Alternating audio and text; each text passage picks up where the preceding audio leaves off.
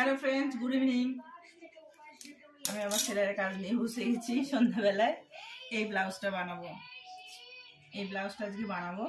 Lining cutting করা হয়ে গেছে, এবার এইটা কাটবো, কেটে তো ব্লাউজটা বানিয়ে এনে দেখাচ্ছি।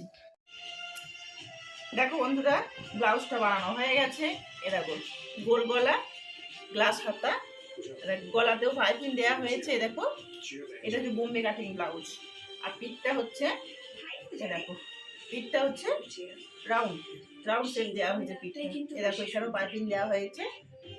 তাহলে বলো বন্ধুরা, ব্লাউজটা আমার কেমন হয়েছে?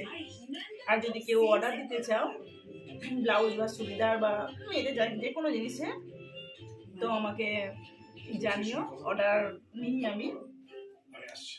টাটা।